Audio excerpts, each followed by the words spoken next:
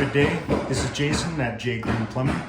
Today I want to talk about vanity cabinets, bathroom cabinets that are increasingly becoming more popular, having drawers, top and bottom, filling the entire space. There's no cupboard or anything like that, which is great for space savings and everything. However, that usually makes it difficult for the plumbing. Let me explain. In this particular install, you see again, there would be top and bottom drawer, and the drawers go almost all the way to the back, but they at least leave a space at the back, probably about 2.5 to 3 inches to put some of the plumbing in. So what we have to do is, this one right here, this sink actually came with this offset piece to kick the drain right to the back of the cabinet. That's right there, nice and tight. And you see this drawer glide, the end of the drawer ends right here, and comes right there, and it's going to be sitting right in front of that pipe. So I had to make this little loop with the P-trap and a little offset, completely legal, but it looks a little funny, but it works just fine. The issue is we had to get the drain all tight as far back to the wall as possible. Same with the water lines. They're usually back pretty far anyways, so that's not usually a problem.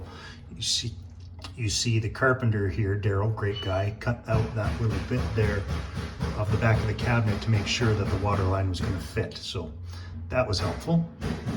And then this drain has a little offset back there for the overflow, but everything gets tucked right tight to the back. So this is becoming increasingly popular with cabinets these days. Sometimes the drawers have a little cutout on them for the P-trap. Sometimes that's not big enough and we have to get creative. But these are the things we have to do to make it all work. Once it's all in, all works fine, and you basically never see the plumbing again unless you remove the drawers. So that's fine. Now, this also comes up quite often when people take one of those antique dressers and they modify it to be a vanity cabinet and they put one of those vessel sinks on top of it. I actually did this in my own house, and I'll see if I can add that to this video. Again, the drawers typically have to be rebuilt to make room for the drainage, especially the dressers that the drawers went all the way to the back. So again, not impossible to work with. You just got to get creative, and if you've got a good carpenter who can rebuild the drawers, it usually works pretty good.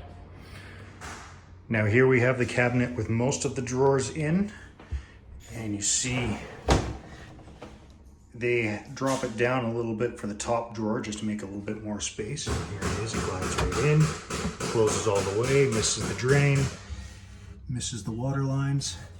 And we have here right next to my P-trap, here is the lower drawer, and it goes right tight to the back there. And you see I've still got room back here for my hand to fit in there between the drawer and the P-trap.